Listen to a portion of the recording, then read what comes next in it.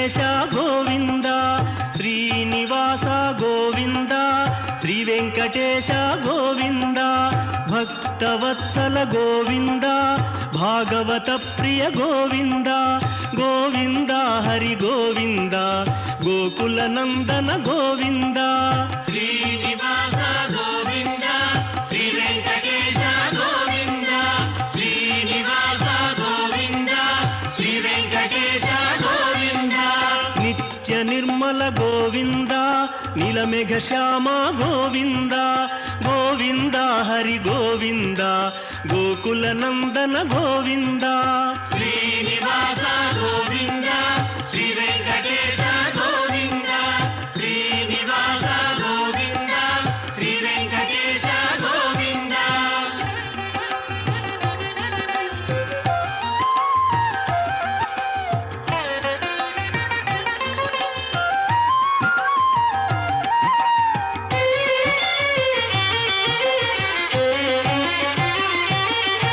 పురాణ పురుష గోవింద పుండరీకాక్ష గోవింద గోవింద హరి గోవింద గోకుల నందన గోవింద శ్రీనివాస గోవింద శ్రీ వెంకటేశ గోవింద శ్రీనివాస గోవింద శ్రీ వెంకటేశ గోవింద నందనందన గోవింద నవనీత చోర గోవింద గోవింద హరి గోవింద గోకుల నందన గోవింద శ్రీనివాస గోవింద శ్రీ వెంకటేశ గోవింద శ్రీనివాస గోవింద శ్రీ వెంకటేశ గోవింద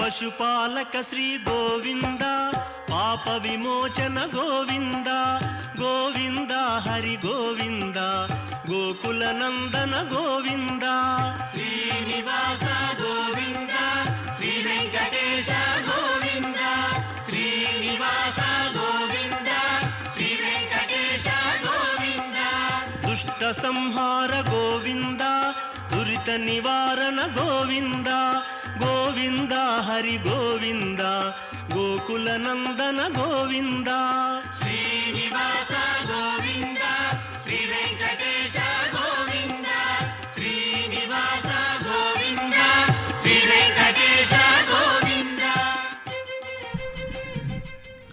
శ్రీ వెంకటేశ్వర భక్తి சேனல் திருப்பதி ஸ்ரீ புண்டரீகவல்லி நாயக்கா சமேத ஸ்ரீ கோவிந்தராஜ பெருமானின் வருட பிரம்மோற்சவத்தின் 3ஆம் நாளான இன்று முத்துப்பந்தல் வாகனத்தில் பெருமான் எழுந்தருளி வீதி உலா கண்டருள்வதை சிறப்பான முறையில் காணொளியாக ஒளிபரப்பிக் கொண்டிருக்கிறது ஸ்ரீ வெங்கடேஸ்வரா பக்தி சேனல்.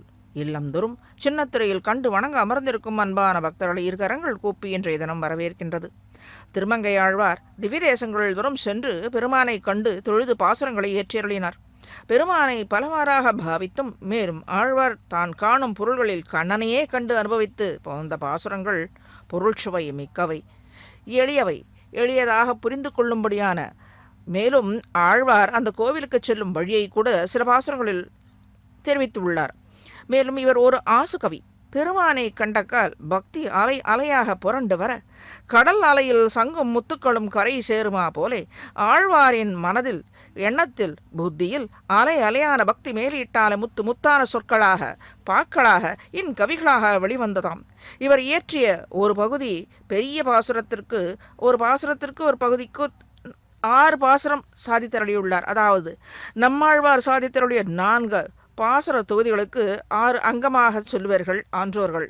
அப்படி அந்த 6 அங்கங்களில் ஒரு பகுதிக்கு பெரிய திருமொழி என்ற திருநாமத்தை சாற்றினர்கள் பூர்வர்கள். திருக்கண்ணமங்கை திவ்ய தலத்தில் எழுந்தருளி அருள்பாலித்துக் கொண்டிருக்கும் பெருமானை குறித்து பெரும்புறக் கடலை அடல் ஏற்றினை பெண்ணை ஆணை எண்ணில் முனிவர்க்கருள் தரும் தவத்தை முத்தியந்திரள் கோவையை பத்தராவியை நித்தில தொத்தினை அரும்பினை அலரை அடியேன் மனத்து ஆசையை அமுதம் பொதி இன்சுவை கரும்பினை கனியை சென்று நாடி கண்ணமங்கையுள் கண்டு கொண்டேனே என்று எம்பெருமானுக்கு இத்தனை அட்ஜெக்டிவ், அதாவது எப்படிப்பட்டவன் என்று அடியார்களுக்கு அருளும் அந்த பாவத்தில் சௌலபிய சௌசீல்ய கருணை தயை என்னும் அனைத்து குணங்களிலுமே இவன் தித்திப்பாக எத்தனை முத்தாக மாணிக்கமாக திகழ்கின்றான் என்பதை அந்த ஒரு பாசுரத்திலேயே பொருள் விளங்க உள்ளங்கை நெல்லிக்கனியாக விளங்கும்படியாக சாதித்தருளியுள்ளது ஒரு ஏற்றமே ஆசுகவி இவர். எல்லா உயர்ந்த பொருள்களையும் தன்னுள்ளே அடக்கி வைத்துள்ள கொண்டிருக்கும் கடல் போன்றவன் எம்பெருமான். இவன் இத்தகையவன் என்று பகுத்துரைக்க முடியாதபடி நம் சிற்றறிவால் அவனை உணர இயலாது. அனுபவித்தால் மட்டுமே போதும். அதுவும் சற்று சேத்தனன் நின்ற அளவுக்கு ஈடாக இருக்கும்படியாக எவன் எப்படி எந்த விதத்திலே பக்தி செலுத்துகின்றானோ, எப்படி வேண்டுகிறானோ அந்த விதமாகவே அவர்களுக்கு தோன்றுவான். தன்னுள்ளே வைத்து கொண்டிருக்கும் அனைத்து குணங்களும் இவனுக்கு சொத்து. அன்பர்கள் பால் பக்தர்கள் பால் கொடுக்கும் கருணையே அருளும் பலமே இவனுடைய சொத்து. காக்கும் இவன் பரமன் பகவான்.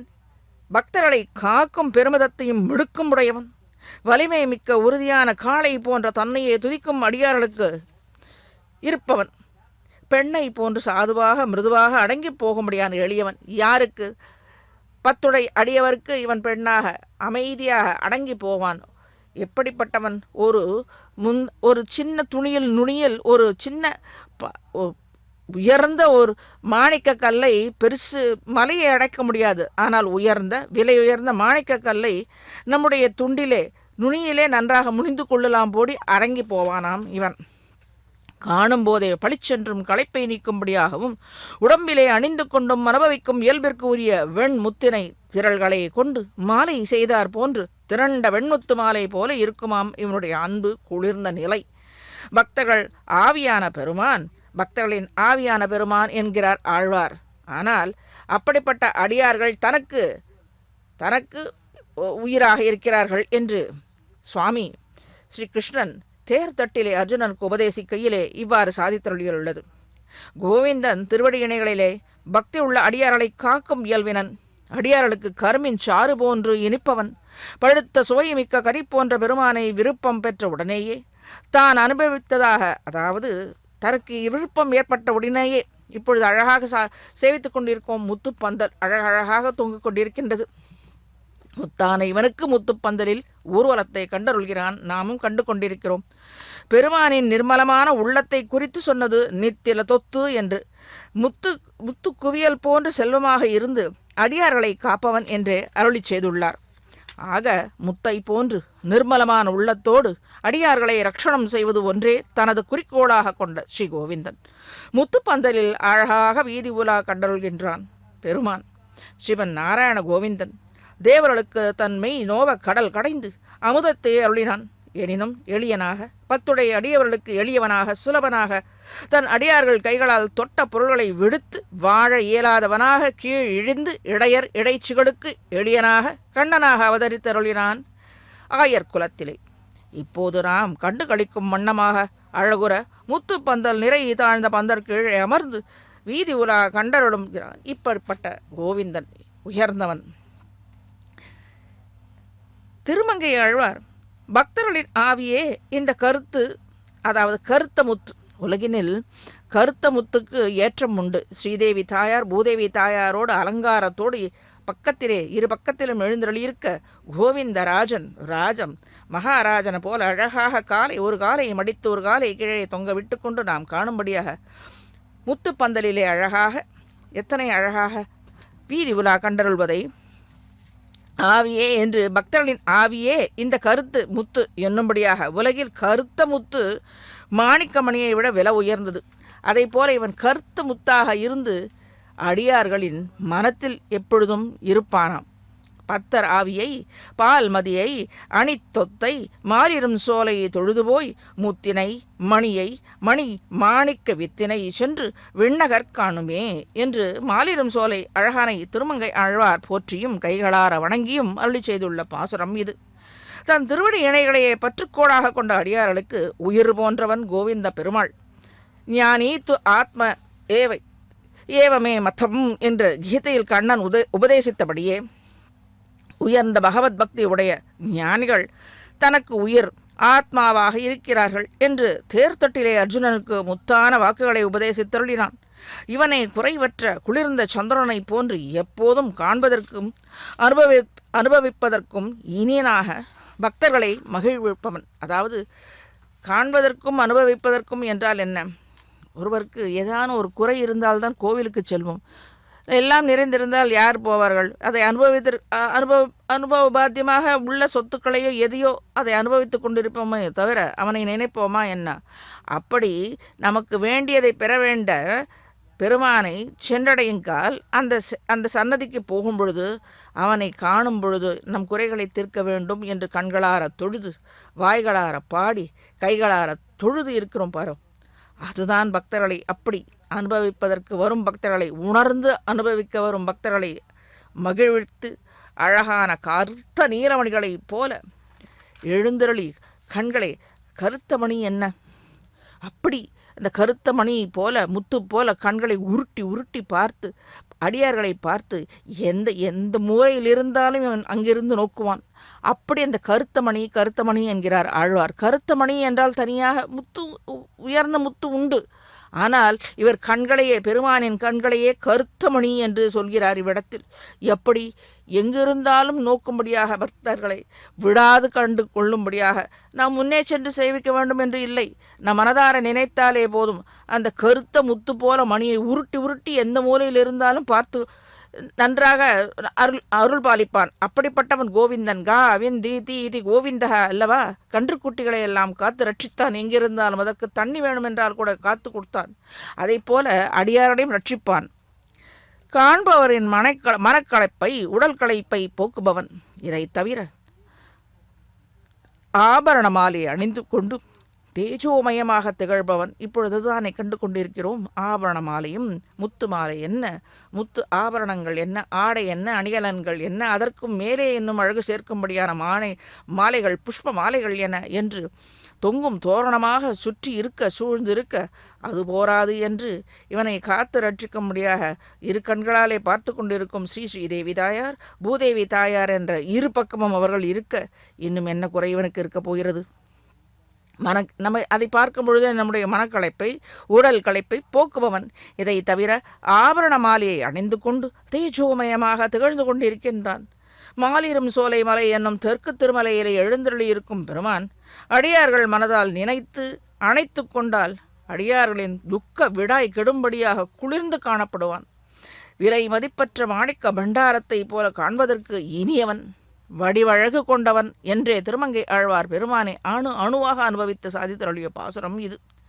ஆக இத்தகைய அடியார்களின் உயரிய உயிராக திகழ்ந்து கொண்டிருக்கும் பத்தராவியை கோவிந்தராஜன் எனும் முத்து பந்தல் கீழே எழுந்தருளி கொண்டு வீதி உலா கண்டருள்கின்றான்.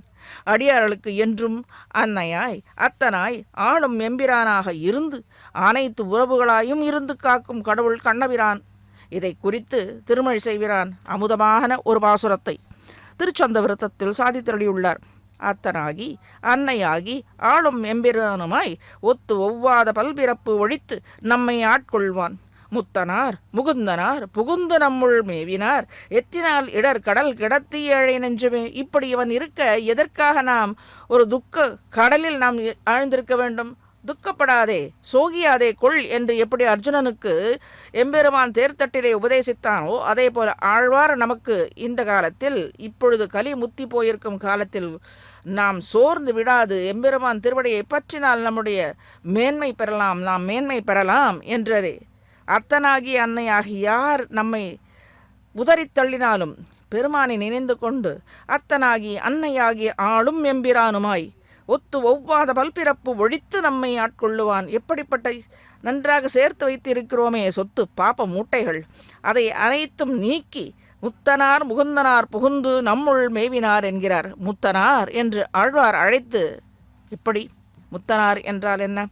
அப்படிப்பட்டவனே என்று நம் கடல் போன்ற துயர்களை தீர்ப்பவன். எனவே பக்தர்கள் துயரக்கடலில் முழுக வேண்டாம் என்று உபதேசித்தருளியுள்ளார். முத்தனார் எனில் அநேக ஜென்மங்கள் எடுக்க வேணும்படியான கர்மாக்களை பண்ணி வைத்திருக்கின்றோம் நம் போன்றவர்கள். மேலே ஊர்வலத்தை சற்று சேவிப்போம்.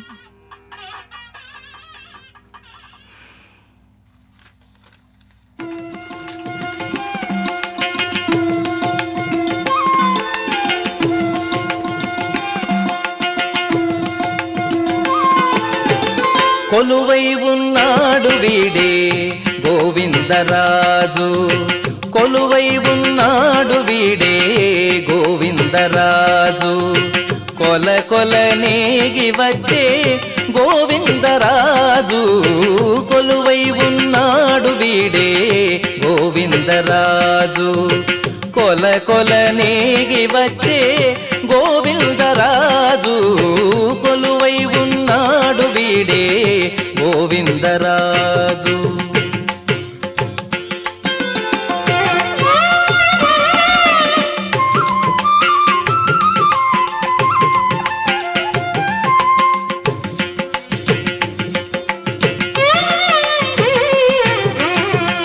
గొడుగుల నీడల గోవిందరాజు గుడిగొన్న పడగేల గోవిందరాజు గొడుగుల నీడల గోవిందరాజు గుడిగొన్న పడగేల గోవిందరాజు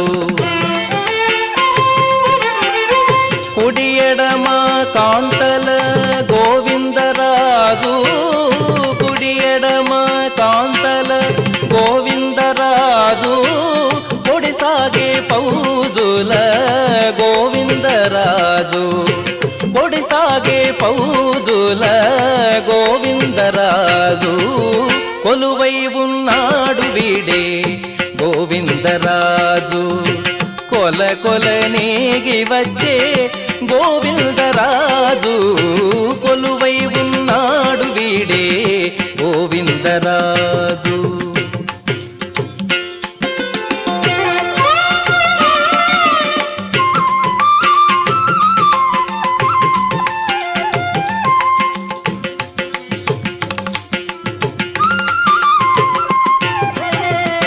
గొప్ప గొప్ప పూదండల గోవిందరాజు గొప్పేటి వింజామరల గోవిందరాజు గొప్ప గొప్ప పూదండల గోవిందరాజు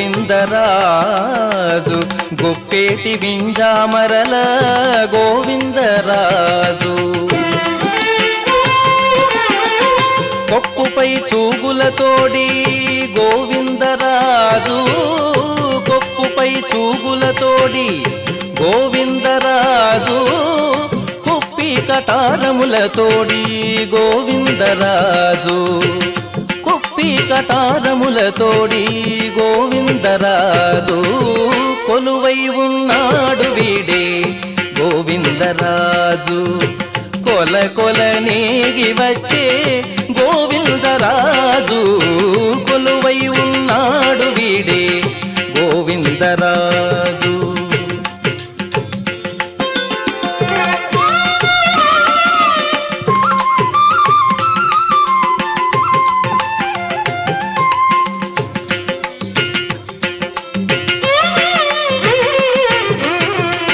గొరబు సింగారాల గోవిందరాజు కురులు దూవించుకొని గోవిందరాజు గొరబు సింగారాల గోవిందరాజు కురులు దూవించుకొని గోవిందరాజు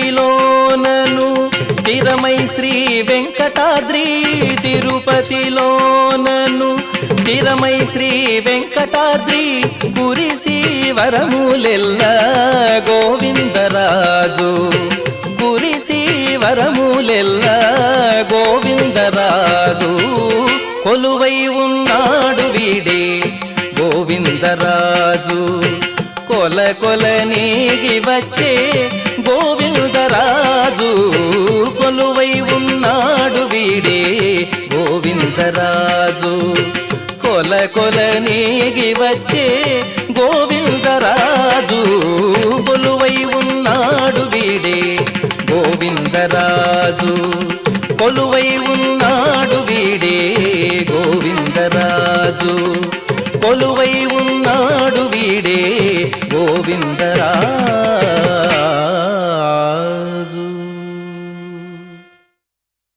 எனில் அநேக ஜென்மங்கள் எடுக்க வேணும்படியான கர்மாக்களை பண்ணி வைத்திருக்கின்றோம் நம் போன்றவர்கள் எனில் பகவான் எதிர்த்தட்டானவன். இத்துணை ஏற்றமுடையவனின் திருவடி இணைகளே நமக்கு உபாயம் வழி பற்ற தகுதியானவன் என்று கதியற்றவர்க்கு அவனே வழி என்றிருப்பார்க்கு பிறவி துயரற இப்பூவலையில் இருக்கும் வரை சர்வவித பந்துவாக இருந்து சகல விரோதிகளையும் போக்கிக் கொடுக்கும் இரட்சகனாகவும் இருக்கின்றான். ஹிதமாக இருக்கும் தகப்பனை போலவும் அன்பே உருவான தாயை போன்றும் நம்மை அணைத்து கொண்டிருக்கின்றான். அதாவது உபாயம் வழி கதியற்றவர்க்கு அவனே வழி என்று இருப்பார்கள். அதுதான் முக்கியம். இவ்விடத்தில் ஆழ்வார் உபதேசிப்பது அதுதான்.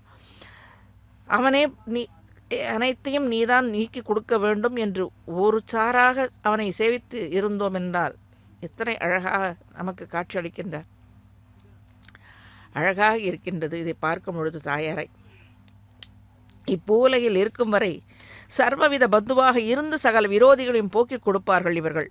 சர்வேஷாம் ஏவலோகானாம் பிதா மாதாச்ச மாதவக கச்சத்வமேனம் சரணம் சரண்யம் புருஷர்ஷபாக என்கிறது நீதினும்.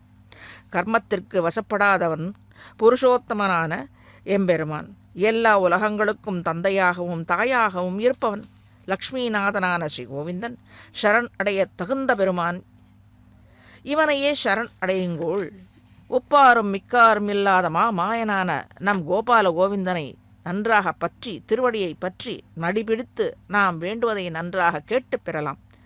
இப்படிப்பட்டவனை கேசவ நம்பியை கோவலர் கோவிந்தனை ஆதிமூர்த்தியை உயிர்க்கெல்லாம் தாயானவனை தெய்வத்துக்கு அரசை ஸ்ரீமன் நாராயணனை நம்பனை நம்பியை சரண் அடைந்தால் இல்லை ஒரு குறையுமே என்று திருமழிசை ஆழ்வார் உபதேசத்து அருளிய பாசனம் இது. இப்படி அஞ்சேல் துணை இருப்பேன் என்று அடியார்களுக்கு இக்காலத்திலும் அபயமளிக்க முத்து பந்தல் கீழே திவ்ய தம்பதிகளாக எழுந்தருளி கேசவன் இந்த நாராயணன் கோவிந்தன் வீதி உலா கண்டருள்கின்றான். பற்றினார்க்கு துன்பமில்லை என்னும்படியான இடையற்குல கொழுந்து ஸ்ரீ கோவிந்தனின் திருவடி இணைகளை ஆண்டாள் போற்றி துதித்த விதமே தனி ஏற்றமுடைத்தது. மற்ற ஆழ்வார்கள் ஆண்பால், ஆனால் பெண்பாலான ஆண்டாள் நன்றாக ஒரு தாயானவள் இந்த உலகில் இருக்கும் அனைத்து அடியார்களின் குறைகளை தீர்க்க நன்றாக உணர்ந்தவள், அனுபவப் பெற்றவள், தோள் தீண்டியாக இவ்வுலகில் வாழ்ந்தவள். ஆகவே அவளுடைய பாசுரங்கள் இன்னும் அந்த ஈரச் சொற்கள் இன்னும் சற்று ஒரு படி மேலானது உணர்ந்து சாதித்தருளிய பாசுரங்கள். அன்று இவ்வுலகளந்தாய் அடி போற்றி திருப்பாவையில் சாதித்தருளியுள்ளது. திருவடி இணைகளை பற்றிருத்தலை பற்றி ஆண்டாள் சாதித்தருளியுள்ளது. எத்தனை அந்த திருவடியை பற்றினார்க்கு எத்துணை இன்பம் துன்பத்தை நீக்கும்படியாக இருக்கும் திருவடி இணைகள் என்று. அன்று இவ்வுலகம் அளந்தாய் அடி போற்றி சென்றங்கு தென்னிலங்கை செற்றாய் திரள் போற்றி போன்ற சகடம் உதைத்தாய் புகழ் போற்றி கன்று குணிலாய் எரிந்தாய் கழல் போற்றி குன்று குடையாய் எடுத்தாய் குணம் போற்றி வென்று பகை கெடுக்கும் நின் கையில் வேல் போற்றி என்றென்றும் உன் சேவகமே ஏத்தி பறை கொள்வான் இன்று யாம் வந்தோம் இறங்கேலோ எம்பாவா என்கிறாள். ஏத்தி பறை கொள்வான் என்றால் இவ்விடத்தில் பறை என்பது பலனை சொல்கிறாள் ஆண்டாள்.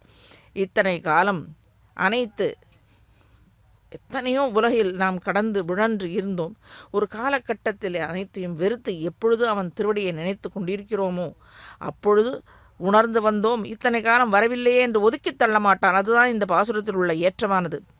வென்று பகை கெடுக்கும் நின் கையில் வேல் போற்றி என்றென்றும் உன் சேவகமே ஏத்தி பறை கொள்வான். சேர் இது காலம் வரவில்லை, எப்பொழுதோ ஒரு காலத்தில் வருகின்றான் ஒரு அடியார்.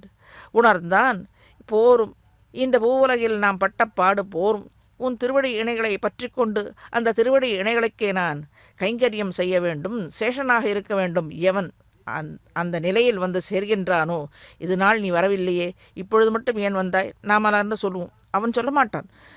அவன் அது ஆகையால் தான் அவன் பரன், ஆகையால் தான் அவன் கருமாணிக்கும் முத்து என்று யாம் வந்தோம் இறங்கேலோ எம்பாவா என்று இறங்கி கீழே எங்களை பார் என்று நாங்கள் வேண்டும் பலனை அளிக்க வேண்டும் என்று பிரார்த்திக்கிறாள்.